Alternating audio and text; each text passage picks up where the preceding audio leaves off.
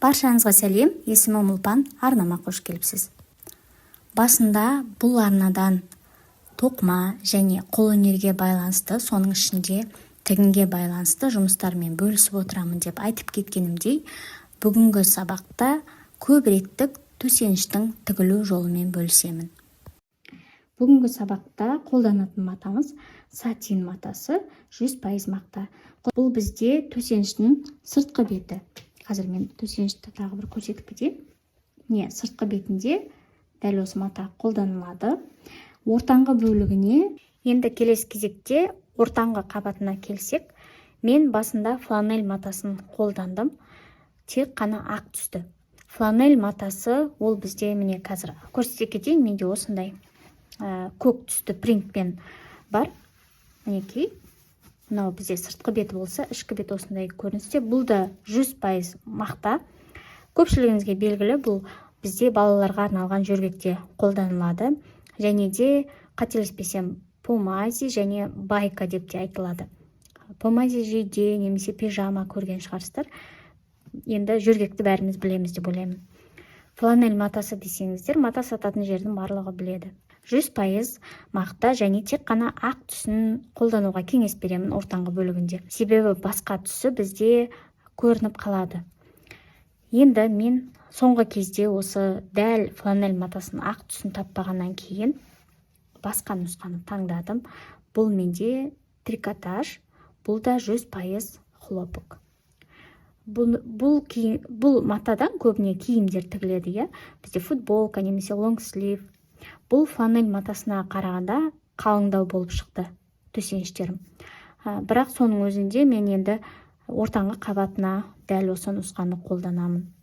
Өте жұмсақ және сіңіргіш, бойына сіңіруде өте жақсы. Мата бойынша түсінікті деп ойлаймын. Қосымша сұрақтарыңыз болса, төменде комментарияда қалдыра бересіздер. Келесі кезекте бізге қайшы, қарапайым қайшы қажет болады, және де жүзі осындай ирек қайшы да қажет болады. Бізде аверлок болса, мүмкін енді бұндай қайшының қажеті жоқ. Ал менде аверлок болмағаннан кейін мен осы қайшыны қолданамын. Және бізге арнайы тігінге арналған осындай иінелер қажет болады. Менің кнопка орнатуға арналған осындай арнайы аппараты бар. Бұл тэп 2 деп аталады. Қосымша атауын нақты жазып кетемін. Және насадкалармен жүреді, осындай 2 насадкамен. Бұл арнайы кнопкаға орнататын. Негізі басқа да насадкалар бар екен, жаңағы реверсі орнатуға деген сияқты әртүрлі алып алсақ өзімізге үйге қолданғанға өте ыңғайлы екен. Перде тіккенге де, басқа дүниелерге де, мысалы интернеттен қарасақ түрлі қолданысы бар. Және мен осы аппаратқа арнайы пластикалық кнопка алдым. Әрине темір кнопканы орнатуға болады. Менде темір кнопканы орнататында осы насадкасы болған. Темір кнопкалардан дат шыға бастағаннан кейін осындай пластикалық кнопкаларға көштім. Осындай көріністе болады. Қолдану барысын сабақтың соңында көрсетемін. Енді бұл аппарат, яғни кнопка орнатылатын аппаратты көпшілігіміз ала бермейміз. Сол себепті сіздерге қазір қандай альтернатива қолдансаңыздар болатынын көрсетіп кетейін. Бірден айтайын, бұл аппаратты мен әлі қолданып көрген жоқпын, бірақ та кең таралған түрі және қолжетімді бағада қолданып жатқандар, бірақ ыңғайлы дейді. Қосымша сіздер YouTube арнадан ақпаратын көріп алсаңыздар болады. Кез келген осындай фурнитура, тігінге арналған заттарды сататын дүкендерден тауып алсаңыздар болады. Яғни қолөнермен шұғылданатын дүкендерде кең түрінде таралады. Ішінде өзінің кнопкалары бар және қосымша түрлі түсті кнопкасы бар. Өзі бір қорапта сатылады. Бірінші кезекте сіздерге сызбасын түсіндіріп кетейін. Дәл осындай көріністе алу үшін қалай жасаймыз. Тор көзді қолдануға кеңес беремін және 2 бетінде ашып қоясыздар. Дәл осылай ортасынан 2 бетін ашып сызасыздар. Мен қазір осы бір бетіне ғана сызып көрсетемін. Бұл жерде өздеріңіз қолданатын төсенішті алсаңыздар болады.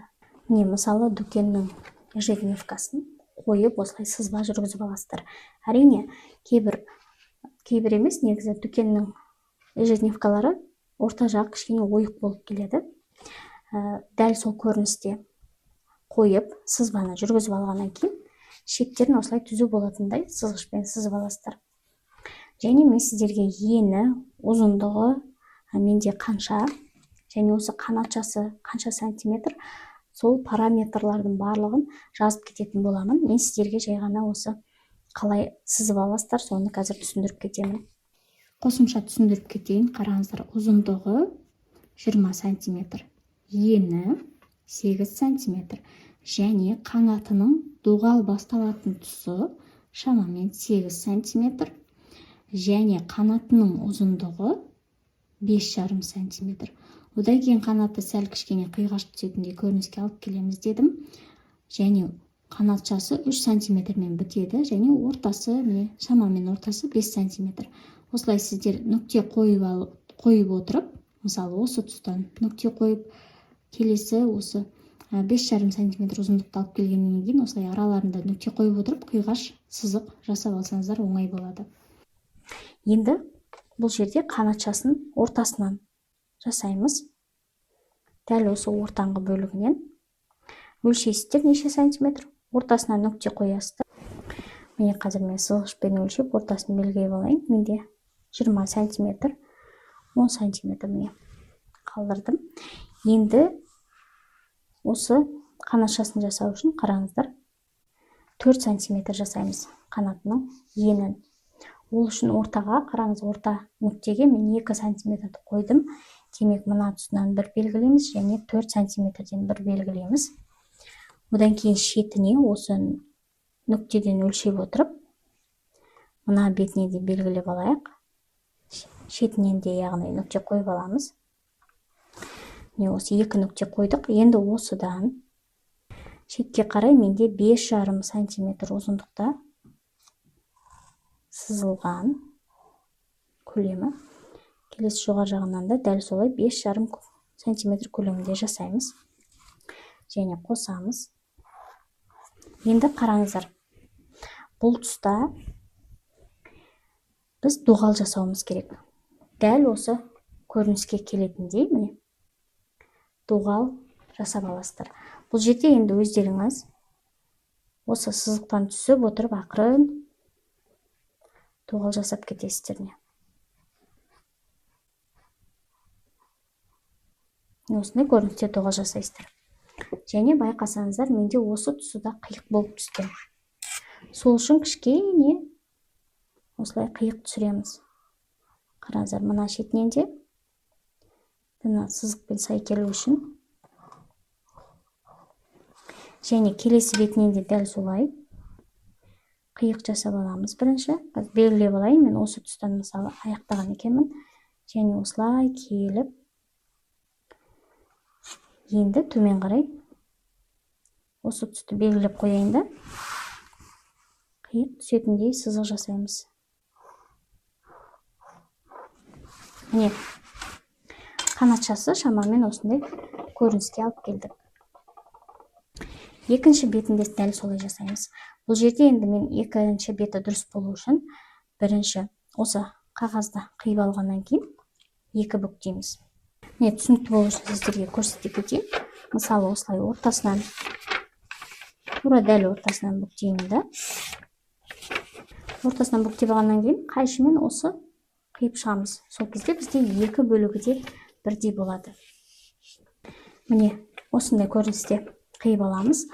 Бұл енді менде жаңағы қосымша сіздерге түсіндіру барысындағы көрініс. Негізі менде сәл кішкене қараңыздар, қанатшалары жалпақтау түскен. Сіздер дәл осылай өздеріңізге жаңағы қатты жіңішке болып кетпейтіндей көрініске алып келіп жасап аласыздар қанатшасын. Содан кейін енді осыны картонға түсіріп қоясыздар. Мен қарапайым осы балаларымның сыртына, балаларымның сабағына қолданатын картоны және сол түрлі түсті қағаздың сыртындағы қабын арнап қиып алдым да, және жабыстырып қойғанмын. Байқасаңыздар, шеті жетпегеннен кейін тағы да мен өзім қостым. Сол үшін де ең бірінші осы нұсқаны әбден зерттеп аласыздар. Және шектерін бүктеп көресіздер. Қанатшалары. Бұл жерде қанатшалары тым ұзын сияқты көрінсе, өздеріңіз тағы қысқартсаңыздар да болады. осы 1-2 клетканы қиып тастап, немесе қысқа болып жатса тағы да ұзартсаңыздар да болады. Осындай көріністе картонға түсіреміз. Ал енді ортаңғы қабатын жасау үшін дәл осылай қанаттарын ішке бүктеп, бірден осылай картонға сызып алып қиып алсаңыздар болады. Осымен мен сіздерге стандартты түрінде көрсетіп шықтым. Әркім өзіне керекті ұзындықта жасап алады деген ойдамын. Көбіне менде осы стандарт түрі жақсы өтеді, барлық өлшемге келеді. Бұл жерде әркім өзінің қалауынша ұзындығын, жалпақтығын жасап алады. Мен сіздерге дәл осыны қазір түсіндіріп кетейін. Қараңыздар, менде ұзындығы 20 сантиметр, ал ені 8 сантиметрді құрайды. Және қосымша осы қанатшаларының ұзындығын, шамамен енін барлығын жазып кететін боламын. Өзімізге керекті осы кескінді шығарып алғаннан кейін ендігі матаға түсіреміз. Жалпы көрсетіп кетсем, міне осындай көріністе болады. Матаға қоямыз, жиегін бормен сызып аламыз. Одан кейін қиған кезде 1 сантиметр көлемінде қалатындай қиып шығамыз. Жаңа айтып кеткенімдей, матаны үтіктеп, одан кейін қатты мыж болса, егер үтіктеп, кескінді қойып қиып аламыз. Және матаға түсіріп қиып алған кезде міне көрініп тұр деп ойлаймын. Қараңыздар, бормен сызып аламыз. Міне. Содан кейін 1 сантиметр көлемінде қалдырып қиямыз. Себебі біз тігіс жүргізген кезде шеті қалу керек. Тігісті біз осы бор сызығымен, осы бордың бойымен жүргізіп шығамыз. Бүкіл айналдыра осылай шетіне қалдырып қиып аламыз. Әдеттегі сол тігін сияқты ғой. Тігіске қалдырып 1 сантиметрдей жақсы көрініп тұр бордың сызығы. Дәл осылай қиып аламыз екеуінде. Енді ортаңғы қабатына келген кезде, ортаңғы қабатын қараңыздар, мен тек осы жоғарғы екі жағынан ғана осы тігіске орын қалдырдым. Ал екі шеті осы жаңағы кескіннің қиығымен бірдей. Ешқандай тігіске орын қалдырмаймыз, тек осы екі жоғары жағынан ғана қалдырып қиып аламыз. Енді кезекте маталарды орналастырып алайық. Мен енді үтіктеп шықтым, бірақ соның өзінде кейбір тұстары осындай қиық болып тұр. Бірақ енді бастысы мен дезинфекция жасап, қатты қыртыстарын үтіктеп алдым. Толық дайын болған кезде тағы бір үтікпен жүргізіп шығамыз. Бірінші кезекте қараңыздар, өстіп сыртқы бетін жоғары қаратып қойып аламыз. Және екінші бөлігін сыртқы бетін астына қаратып қойып аламыз.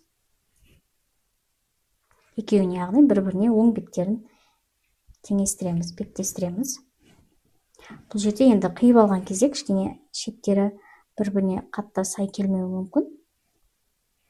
Міне мен өзім керекті екі беттері бір-біріне сай келетіндей көрініске қойып алдым. Енді ортаңғы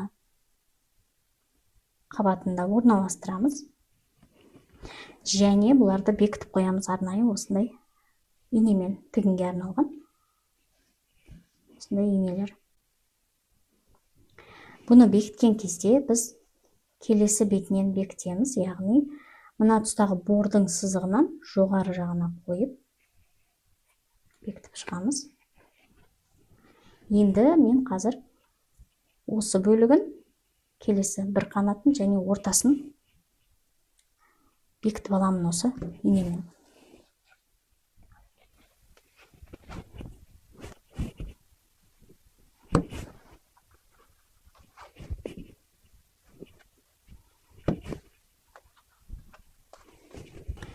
Міне, осымен өзіме керекті тұстарын бекітіп шықтым. Сіздер де дәл осылай жасайсыздар. Бір қанатын ғана ашық қалдырасыздар. Келесі бетін көрсетейін. Міне барлық осы ортаңғы қабаты түзу қалыпта осылай инеге ілінген болу керек. Сол жағына да мұқият қарайсыздар. Ендігі тігуімізді бастаймыз. Тігісті осы бетінен бастап жасаймыз. Және мына тұрған ашық қанатшасының мына жанынан бастап осы бордың бойымен айналдыра жай ғана бір тігіспен тігеміз да, міне осылай келіп, мына тұстан аяқтаймыз. түгел былай бекітіп тастамаймыз, себебі бізге келесі оң бетіне аудару үшін осы аралық бос болу керек. Қазір тігіс жасап алғаннан кейін сіздерге тағы да көрсетіп кетемін. Міне мен керекті тігісті жүргізіп шықтым. Жаңа айтып кеткендей, мына аралық менде ашық қалды. Осы тұстан бастап мен айналдыра жаңағы бордың бойымен жүргізіп тігіс жасадым. Қарапайым енелерін алып тастадым. Келесі бетін көрсетейін. Келесі бетінде жаңа тігіп отырған кезде осы бүктеліп қалмауын, ішкі қабатының бүктеліп қалмауын қадағалап, қисық болып кетпеуін қадағалап тігісін жүргізіп алыңыздар. Міне осындай көріністе.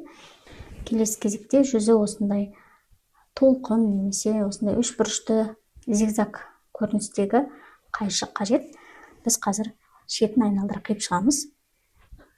Шетінен қиған кезде 0,5 сантиметр көлемінде қалатындай аралықта қиып шығамыз. Дәл осы тұстан бастаймын.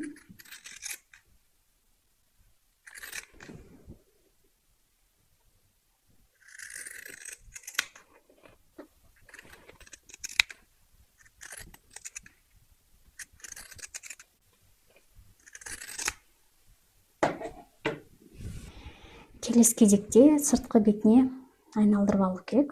Дәл осы аралықтан. Және де бұрыштарын шығару үшін мен осындай таяқша, суши таяқшасын қолданамын. Сіздер өздеріңізге ыңғайлы кез келген осындай ұшы осындай үшкірлеу болып келетін затпен бұрыштарын шығарып алсаңыздар болады. Міне осы аралықтан жаймендеп сыртқы бетіне айналдырып аламыз. Бірінші мына бөлігін әрине өте оңай деп айтпаймын. Бірақ та кезекпен қатты көп ішіне қалдырмай, шетінен тартып отырсақ шығады.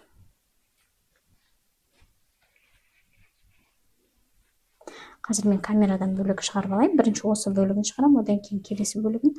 Солай кезекпен сыртқы бетіне айналдырып аламын.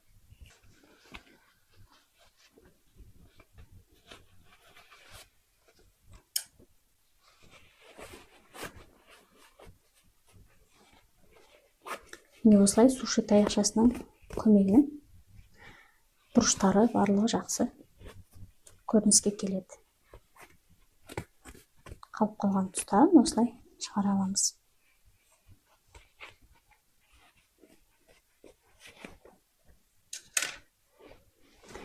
Міне ендігі кезекте қазір біз бұны түзулеп үтіктеп алуымыз керек. Үтіктеген кезде мына тұстағы ашық бөлігін ішке қарай қайырамыз. 0,5-0,7 сантиметрдей ішіне кіргіземіз да.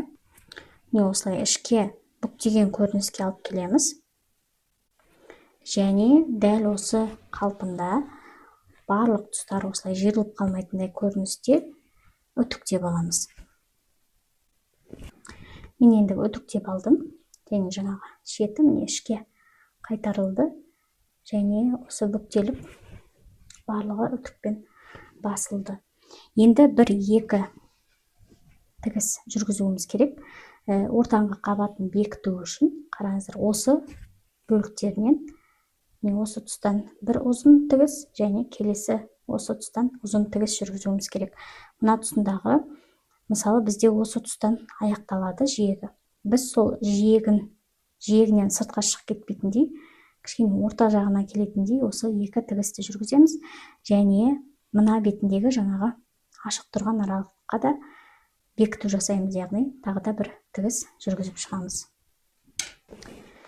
Міне мен барлық жаңа айтып кеткен тігістерді жүргізіп шықтым. Негізі басында мен осы жиегін түгел сыртынан тағы да 1 жүргізіп шығатынмын. Бірақ қазір кейін кезде ол тігісті жасамай, осы күйінде де ұсынамын. Егер сіздер қаласаңыздар, осы жиегінде түгел тігіс жасап жүргізіп шықсаңыздар болады. Мен қазір тағы 1 рет осы тұстарын түзулеп үтіктеп аламын. Одан кейін кнопка ғана орнату қалды. Кнопканы қанаттарын осылай бүктеп аламыз да бірінші осы тұстан белгілеп аламыз. Карандашпен белгілеп алсаңыздар ыңғайлы. Осы нүкте қойып, және осы аралыққа бір инемен ба жаңағы тесік жасап аласыздар. Екі беті бірдей болатындай. Кейін кнопканы орнатқан кезде қисық болып қалмайтындай көріністер жасайсыздар. Және кнопканы орнатқан кезде ішкі бетте ешқандай жиырылып, немесе қанатшасы кішкене былай болып қалмайтындай түзу көріністе ма барлығын бірінші қарап аласыздар. Міне біз қолданған кезде осындай көріністе болады. Мына бізде сыртқы бетіне қарайды әрине. Мына бөлігі денеге қарайды. Енді тек қана кнопканы орнату қалды. Кнопка орнататын аппаратты мен сабақтың басында айтып кеткенмін. Мысалы, осы насадкасына келесі кезектегі кнопка киіледі. Бұл төбесіне орнатылады. Астында тек осы үшкір кнопка қойылады. Осы астыңғы бөлігіне қойылады. Үстіне келесі осы кнопканы кигіземіз. Үстіне кигіздік. Енді астына осы үшкірді қоямыз. Кнопканы орнатып алғаннан кейін осындай көріністе қолдана береміз. Келесі бетіне орналастыру үшін осы насадканы ауыстырып және қолданамыз. Қолдану барысын сабақтың соңында көрсетемін. Мен қазір кнопканы орнатамын және бірден осылай көрсете кетейін сіздерге қосымша қалай жасап жатқанымды. Барлық тұстары түзу ма қарап аламын. Және мен бірден осы кнопканың үшкір бетімен бірден осы тесік жасап аламын. Бұрын ортасына түсу үшін карандашпен белгілейтінмін, бірақ қазір енді шамамен осы аралықтан тесіп аламын, яғни.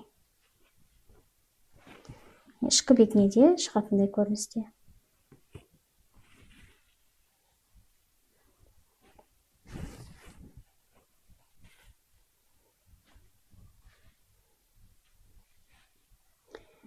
Ішкі бетіне де ұшын шығарып белгілеп алдым.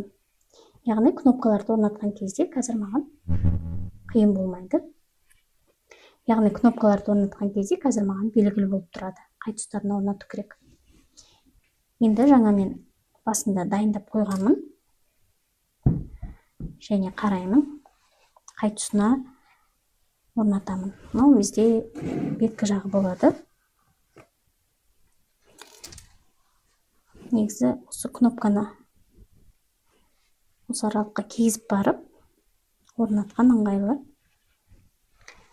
Және қоямын.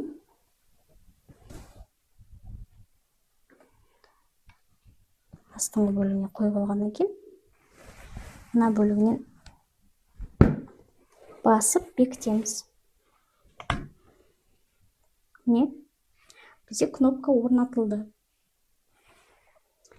Енді келесі бетіне де жаңа насадкасын ауыстырып орнатып аламын.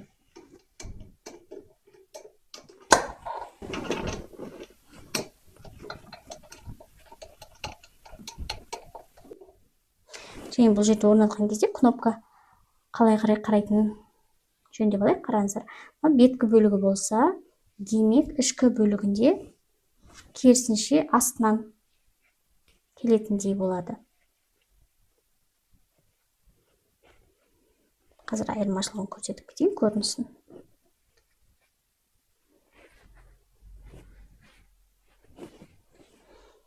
Осындай көріністе болатындай орнатасыздар, шатасып кетпеңіздер. Және қойып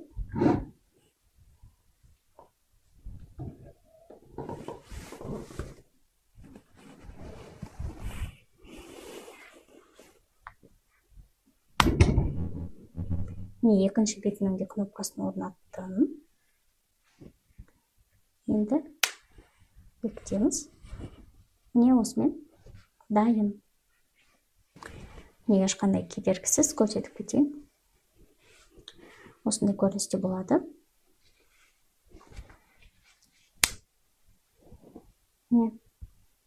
Дәл осылай кнопканы орнатып аламыз. Осымен бізде эко төсенішті тігу сабағы аяқталды.